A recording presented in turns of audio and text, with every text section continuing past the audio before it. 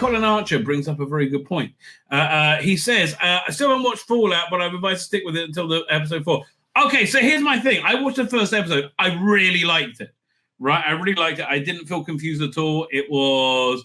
I don't know anything about it, right? I played it a little bit. I really don't know anything about the world. And I knew this was their interpretation of it and their rollout of it.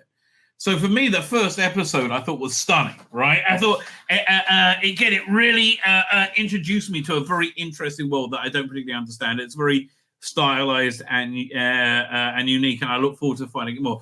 Tim Pool, who's my go-to news source, hated it. Like, he's like, oh, so you've got to explain everything. They don't... Again, I've seen the first episode. It was fine. So the first episode, mini review, right? You have...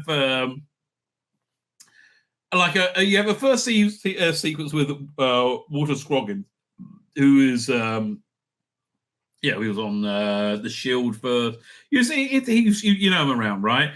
He's like some kind of like cowboy presenter who's got a daughter, and it seems like the 1950s, and there's about to be a nuclear war, and everyone's really scared. And that's what happens. You get this like massive, all these nuclear explosions going off at the beginning titles, not the morning title, and it's great with this great like country western music. It's really genuinely interesting. I liked it a lot. So then it goes to several hundred years later. Again, I didn't pay that much attention. And you're in a one of these silos, right? Again, so that I recognize from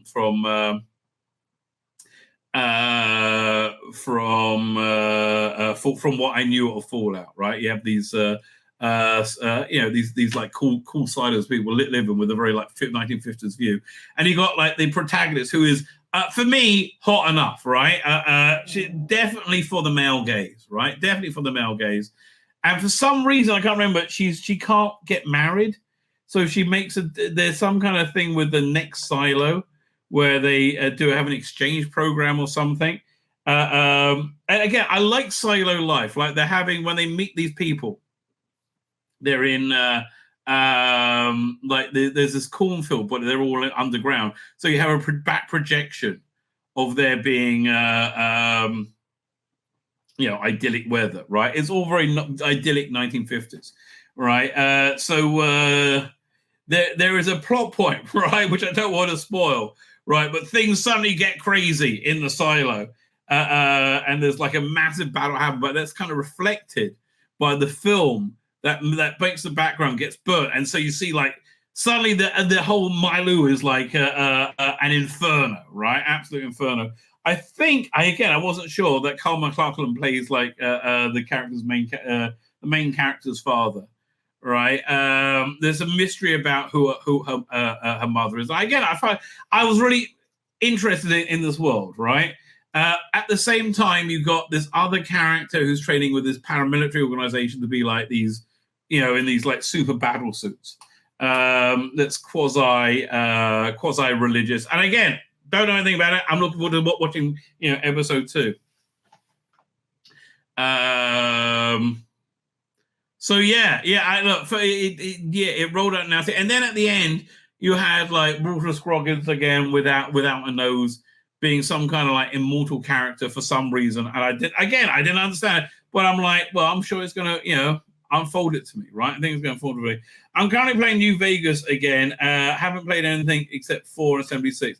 This makes me want to play the game, right? This is Colin Archer. This generally makes me want to play the game, but I'm going to watch this show first because I don't want to be spoiled. It's an adaptation of the game, and that means there's a different experience. Almost universally, right? Almost universally, it means that if you love the original, right, you absolutely love the original, you're not going to like it. You're not going to like this version, right? If you're a proponent of the game, you're a proponent of the comic, you always hate the adaptation. Very rare you get an adaptation that meets expectations. I would say most people would say that about Peter Jackson's Lord of the Rings, right? But generally speaking, adaptations do not meet one's expectations. Sadly, right? Sadly. But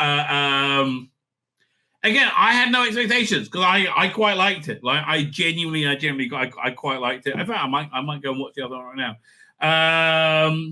Konrad also says there's a series of Star Trek Enterprise books which effectively season 5, which includes some include the Romulan War. Yeah, that's a shame, right? I wish we got that, right? That would be a really great TV. I would like that canon to be like brushed away, right? My name's Tzvi Lebetkin, the Rabbi from another planet. Please like, share, and subscribe, and ring that little bell. Ring the little bell so you're notified when new videos drop.